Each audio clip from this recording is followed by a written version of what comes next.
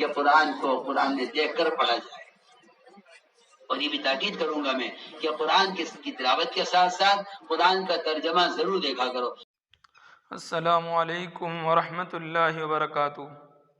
میرے بھائیو، دوستو، عزیز ساتھیو، نبی کریم صلی اللہ علیہ وسلم کا ارشاد ہے، خیرکم من تعلم القرآن وعلمہ، کہ تم میں سب سے بہترین شخص وہ ہے جو قرآن کو سیکھے اور سکھائے۔ یعنی پوری دنیا میں سب سے بہترین انسان سرور دو عالم صلی اللہ علیہ وسلم کے نزدیک سب سے بہترین انسان وہ ہے جو قرآن کو سیکھے اور سکھائے، کیونکہ قرآن مجید یہ اللہ تعالیٰ کی کتاب ہے، اور اللہ تعالیٰ کی کتاب کو پڑھنا ثواب ہے۔ حدیث پاک میں آتا ہے کہ قرآن مجید کے ہر حرف پر اللہ تعالیٰ 10 نیکیاں لکھتے ہیں، اور اسی طرح قرآن کو دیکھ کر پڑھنا بھی ثواب ہے۔ جس طرح قرآن کو چھونا ثواب ہے، اسی طرح قرآن کو دیکھ کر پڑھنا بھی ثواب ہے۔ آج ہمیں ہماری سنتوں سے بہت دور کیا جا رہا ہے۔ ہمارے نبی کریم صلی اللہ علیہ وسلم کی بہت ساری ایسی سنتیں ہیں جو نئی ایجادات کی وجہ سے عمل سے چھوٹ چکی ہیں، جیسا کہ مسواک کرنا، مسواک کی جگہ برش کا استعمال کرنے لگ گئے، مسواک چھوٹ گئی۔ اسی طرح ہاتھ سے کھانا سنت ہے، لیکن لوگ باغ چمچ کا استعمال کرنے لگے، اس کا بھی استعمال چھوٹ گیا۔ اسی طرح لوگ باغ قرآن کے نسخے میں قرآن دیکھ کر پڑھنے کا ثواب حاصل کرتے تھے، قرآن چھونے کا ثواب حاصل کرتے تھے، قرآن کو دیکھ کر پڑھنے کا ثواب حاصل کرتے تھے، یہاں تک کہ قرآن کو لے کر اٹھنا بیٹھنا۔ لیکن دوستو، اب موبائل اور اس نسخے میں آپ ہی اندازہ لگائیے کہ کتنا ثواب ہمیں حاصل ہوتا ہے، کتنا نہیں ہوتا۔ اگر آدمی قرآن پڑھے تو ہمارے اسلاف کے نمونہ اسلاف کے مطابق پڑھے، ان کے لب و لہجہ کو اختیار کرے جس طرح وہ قرآن کو دیکھ کر پڑھتے تھے قرآن کے نسخے میں، اسی طرح اس میں بھی جو ہے قرآن کو دیکھ کر پڑھے،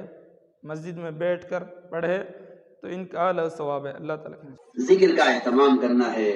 صبح شام کی 3 تسبیحات، ایک تسبیح تیسرے کلمے کی، سبحان اللہ والحمدللہ ولا الہ الا اللہ واللہ اکبر ولا حول ولا قوت الا باللہ العلی العظیم، ایک تسبیح شریف کی استغفار کی۔ یہ 3 تسبیح صبح شام جی لگا کر اللہ کے متوجہ ہو کر پڑھنے کا اہتمام کریں۔ افضل ذکر قرآن کی تلاوت ہے، یہ اللہ کی ذات سے نکلا ہوا کلام ہے، یہ کلمات بندے کی زبان ہے، قرآن اللہ کی ذات سے نکلا ہوا کلمہ ہے، قرآن اللہ کی ذات سے نکلے ہوئے کلمات ہیں، اس لیے قرآن کی تلاوت سے افضل کوئی ذکر نہیں۔ حدیث میں آتا ہے جس کو قرآن کی تلاوت کی وجہ سے دعا کا وقت نہ ملے، اللہ اس سے بہتر اس کو عطا فرما دیتے ہیں۔ اسی لیے سجدہ سب سے زیادہ اللہ کے قرب کا موقع ہے، لیکن پھر بھی قیام سجدے سے افضل ہے، کیونکہ قیام میں قرات ہے، قرآن کا پڑھنا ہے۔ اس لیے عرض کر رہا ہوں کہ قرآن کی تلاوت کو اپنا معمول بنائیں، قرآن کی تلاوت کو اپنا معمول بنائیں، اور قرآن کو قرآن میں دیکھ کر پڑھیں۔ یہ میں بہت تاکید سے کہتا ہوں، آج کے لیے ایک فیشن چلا ہے، فیشن کہوں یا بیماری کہوں یا سنت کی مخالفت کہوں یا خدا کا راشدین کے طریقوں کا مٹانا کہوں کہ موبائل میں قرآن پہ رکھ کے پڑھو، اس میں بھی کوئی حرج نہیں ہے، قرآن پڑھ لو، اس میں پڑھ لو، کیا اس میں کیا پڑھو، کیونکہ جب خلفاء راشدین اور جن کے طریقوں کو مضبوطی سے تھامنے کا اللہ کے نبی نے حکم دیا ہے حدیث میں، جب ان کے طریقوں سے مناسبت ختم ہو جاتی ہے، جب ان کے طریقوں سے تعلق ختم ہو جاتا ہے، اور جب ان کے طریقوں کی عظمت دل سے نکل جاتی ہے، تو پھر مسلمان نئے نئے طریقوں کو اور نئے نئے رواجی چیزوں کو استعمال کرنے میں کوئی شرم، کوئی جھجک محسوس نہیں کرتا۔ وہ کہتا ہے جائز ہے، کس نے کہا کہ ناجائز؟ مسئلہ جائز ناجائز کا نہیں ہے، مسئلہ اس کا ہے کہ تمہیں کن کے طریقے محبوب ہیں، آیا اس زمانے کے نئے طریقے محبوب ہیں یا وہ طریقے جن پر اللہ تعالیٰ صحابہ سے راضی رہے وہ طریقہ مطلوب ہے۔ رضی اللہ عنہ قرآن پھٹ گیا تھا مسلسل دیکھ کر پڑھنے کی وجہ سے۔ عبداللہ بن عمر نماز اور اذان کے درمیان قرآن کو، وضو اور نماز کے درمیان قرآن کو دیکھ کر پڑھا کرتے تھے، یہ ان کا معمول تھا۔ اس لیے کہہ رہا ہوں تاکید سے کہ قرآن کو قرآن میں دیکھ کر پڑھیں۔ یہ اپنی عبادات کو نئے فیشنوں پر، اپنی عبادات کے رواجی طریقوں پر لے جانا، یہ جہالت ہے،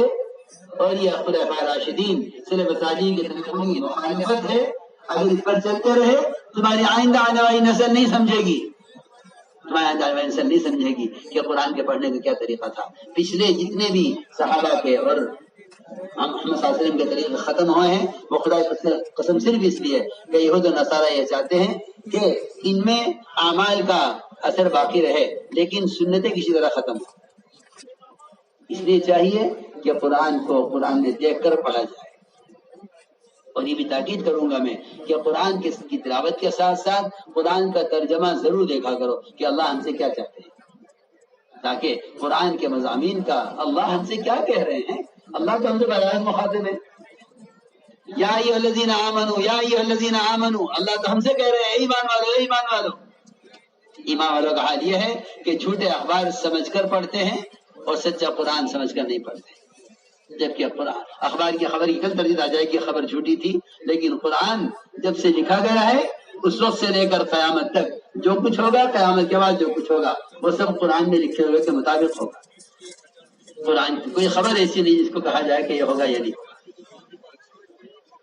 اس لیے عرض کر رہا ہوں کہ قرآن کی تلاوت کے ساتھ ساتھ قرآن کے ترجمے کو بھی ضرور دیکھیں، اس سے دلوں کے اندر اللہ تعالیٰ کے کلام کی عظمت، اس